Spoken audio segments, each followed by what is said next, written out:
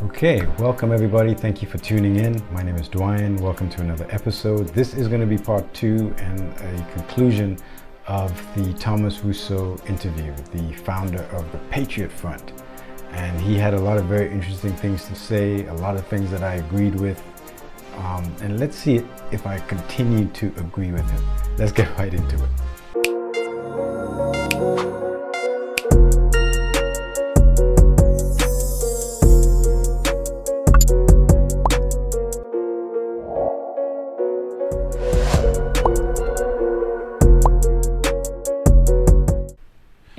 I think Trump is thinking about choosing Tim Scott as a VP. You probably would lose your mind if Tim Scott is the VP. I don't know or have any large opinion on Tim Scott. But he's black, though. That's not America first. I didn't know he was black until you just told me. Yeah, Wow. Tim Scott is black. Wow. So Very good for him. Yeah, but it's not about good for him or not. That would be against Patriot Front, that you and your community wouldn't be okay with that. When you were speaking with Vivek, Yeah. you talked about how Ann Coulter believed that Vivek would not get her vote for president. Sure. Because he's the children of immigrants and he is very culturally distinct. Yeah, sure. I think that is an opinion held by a very large percentage I don't disagree. of the conservative. Yeah, I don't voter base. disagree. Enough of a percentage to make a difference politically. And when- Enough or not enough? Wait. Enough. Okay. Enough. That's an opinion. Enough that I think it needs to be weighted. Enough that I think it needs to be weighted. And when you're talking about when I say America, Yeah. Okay. This is interesting, right? I want to bring it to your attention what Ann Coulter said. So Ann, thanks for coming on, and I'm looking forward to our conversation today. Me too. Thanks for having me. That was a fantastic opening monologue. I too am a fan of yours. I'm going to make a point of disagreeing with you so that it will be fun. You are so bright and articulate, and I guess I can call you articulate since you're not an American black. Can't say that about them. That's derogatory. And that was a great opening segment. Lots of things to talk about there. Oh, and I agreed with many things you said during, in fact, probably more than most other candidates when you were running for president. But I still would not have voted for you because you're an Indian. The point I want to make is, you heard what she said there, right? And that's exactly what this gentleman, Thomas Rousseau, is also saying, by the way. You know, she will not, she agrees with him. She agrees with him probably more than any other candidate. But she will not vote for him because he's an Indian. Okay? This is exactly what, even though he's born in America, as far as I'm concerned, he's from Ohio, I believe, Vivek Ramaswamy. His parents immigrated to the country, and you know they're Indian, I believe, but he was born here, raised here, went to school here. I mean, you know, all that type of thing. But yet, and she agreed with him, but yet she would not vote for him because he's Indian. And guys, this is 2024. This is a lady from 2024. This is not. I'm not playing you something from 1950 or 1850.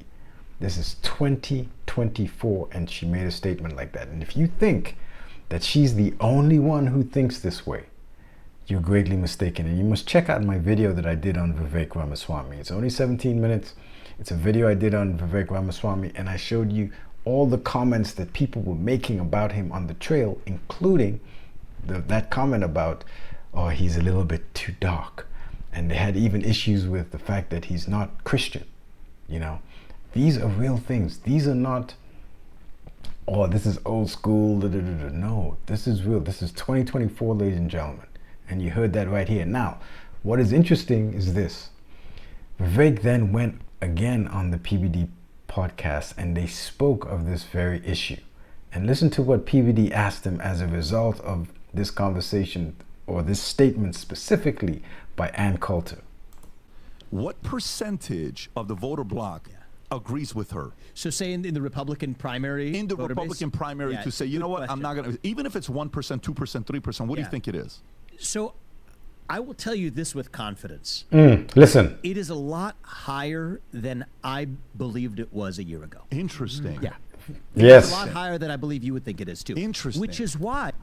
It's a lot higher than I even think you think it is, right? So again, now, I'm not saying that the majority of white Americans think like this, but it's significant.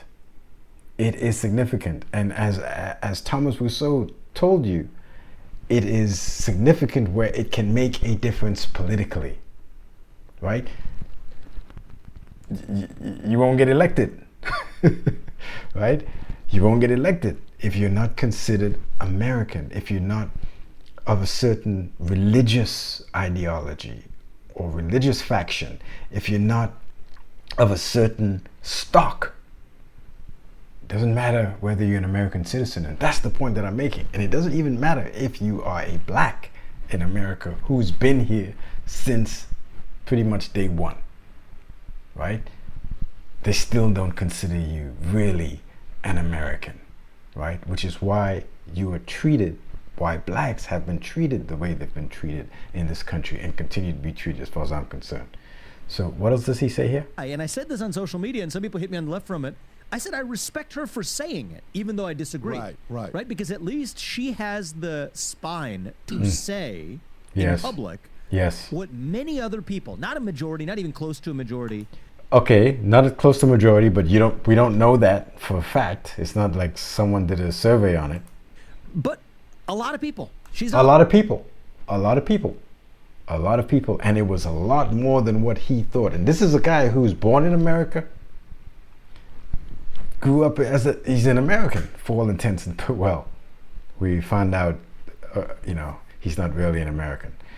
He's an American citizen, but he's not a real true American. And this is an important point to understand. Okay, but this and he's just because he ran for president, he actually really saw what people really thought. I don't think he says anything. She is voicing a view that I think is widespread. A view that is widespread. And actually, I what the hell? We're here. We're just gonna let loose a little bit. I had somebody text me who had run for position. You guys might know her, Harmeet Dillon. You know Harmeet Dillon? Of course, yeah, absolutely. Harmeet's super cool, so I hope she's fine with me saying this because I think it's important that the public know. We can't just have these conversations behind closed doors, not having them in the open. Said that when she ran for her position of being the chairwoman of the RNC, she had many people tell her the same thing too, which is interesting to me because most of the grassroots was, a lot of the grassroots were with me, a lot of grassroots were with people like Harmeet, but there are people who believe that if you're electing people to positions of leadership, how American you are is a spectrum. When you were out there, bam, bam, bam. Hey, I'm just reporting the news. You know what I'm saying? All right. Would you consider yourself a white supremacist? I would not, for the reasons that I listed before, because I don't believe that the world needs to be put into a hierarchy of nation over nation, race over race. I think that's unproductive. I believe in nation states. I think throughout history, the most stable form of government has been when you put one nation in one state.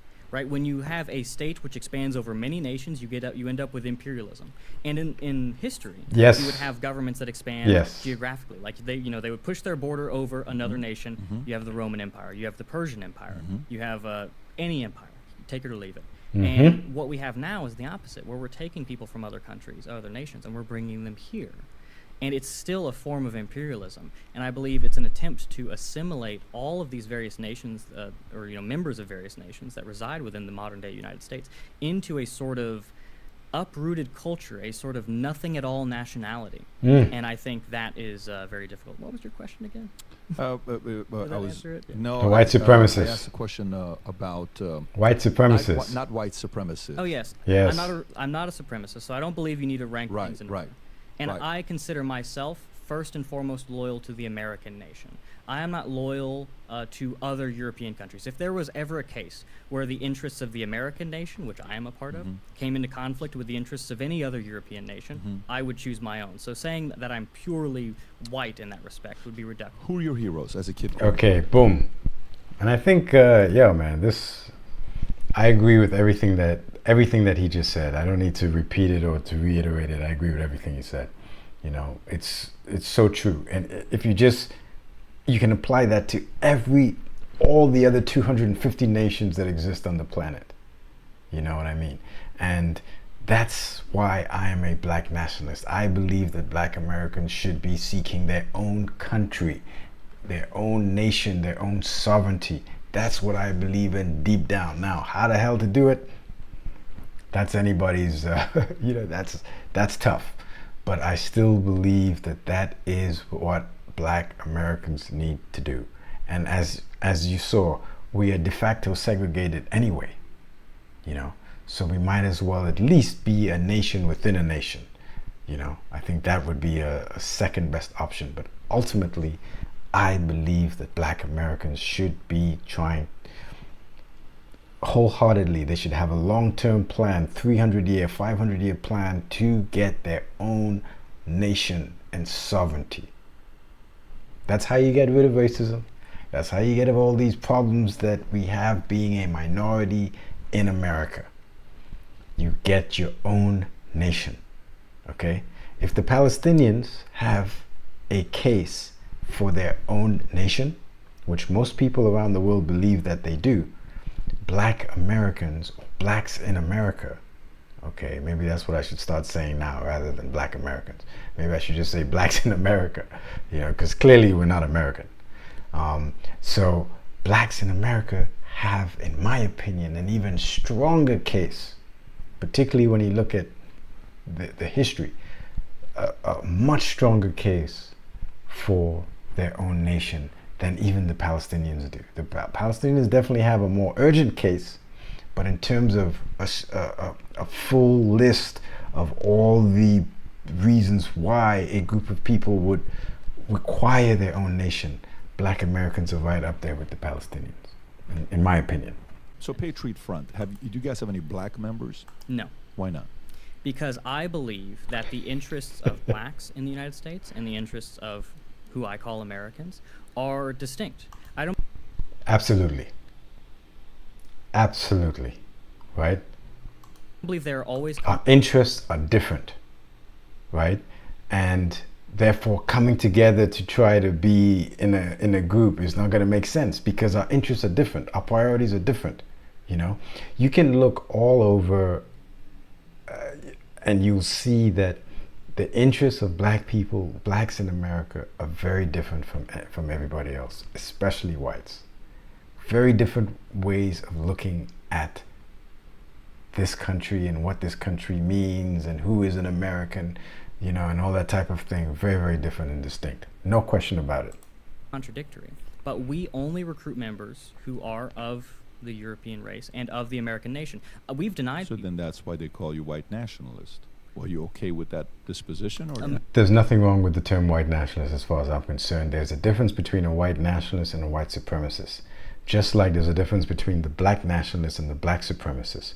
A black nationalist or a white nationalist just want their own sovereignty and country for, and again, the terms black and white, a lot of people say, oh, it's just about skin color. It isn't about skin color, which is what he says. He was about to say, actually, that he's rejected. Let me just rewind that. America was living by that standard, essentially from 1620. Nothing that there's any. Let's go back here.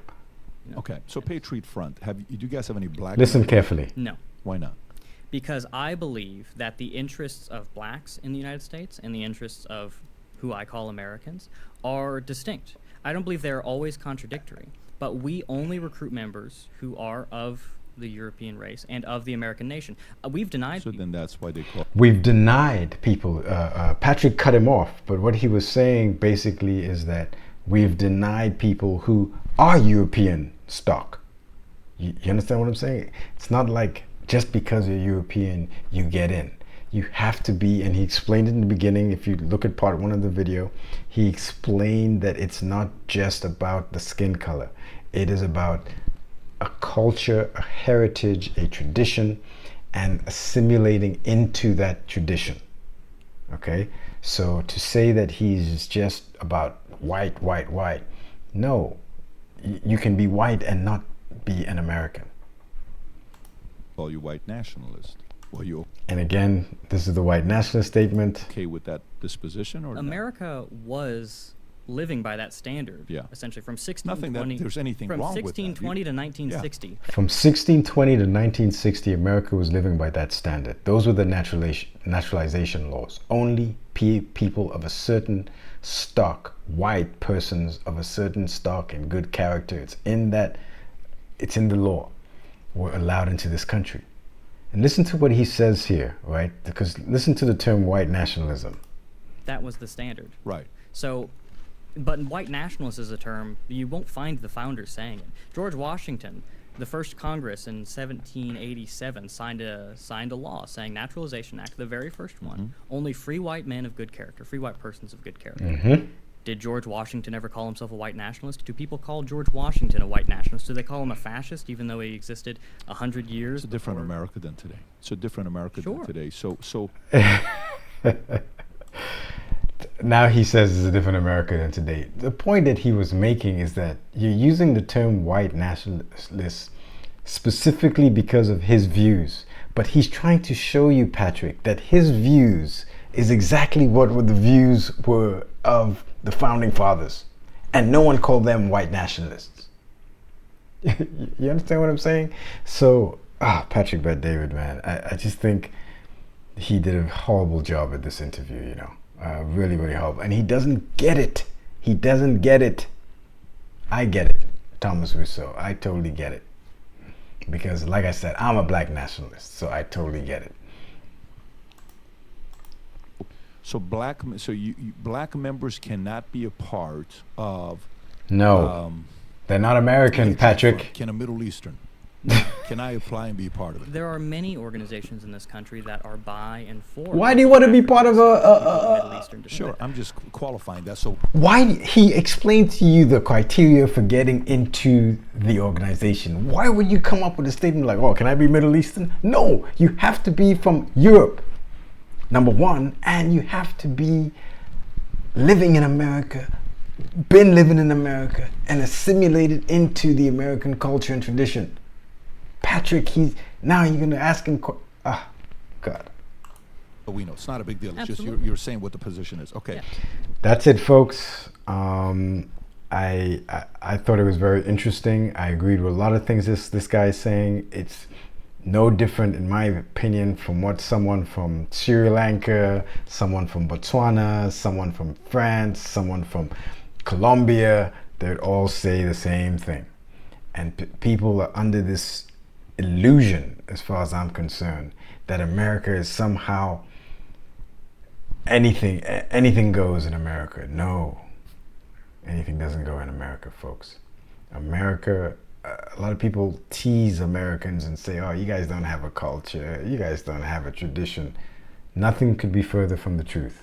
You just don't know what that culture and what that tradition is. And if you did, you would understand exactly what this man is talking about. So anyway, that's what I think of it. Hit me up in the comments and all the good rest of it. Thank you guys for tuning in. I appreciate it very much. And I'll see you on the next episode.